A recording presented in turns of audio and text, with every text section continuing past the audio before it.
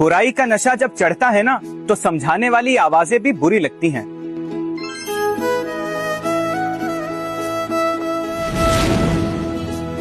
राहील और फैजान शहर के गली कूचों के स्नैचर बन चुके थे। हर रात एक नई वारदात, हर सुबह एक नई शेखी। बिलाल इनका तीसरा दोस्त रोज इन्हें समझाता था, देखो भाई, बुराई का अंजाम हमेशा बहुत बुरा होता है। फिर वो दिन आया, रात अंधेरी थी, सड़क खाली। एक बंदे से फोन छीना, वो पीछे नहीं गया, वापस पलटा और गोली चला दी।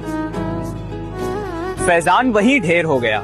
राहील भागा, लेकिन शायद बाद में जमीर ने उसे भी मार दिया। देखो भाई, बुराई का अंजाम हमेशा बहुत बुरा होता है। तुम समझते हो ये बहादुरी है, फोन छीनना, गला काटना, बंदूक दिखाना। असल बहादुरी है गलत करने से खुद को रोकना।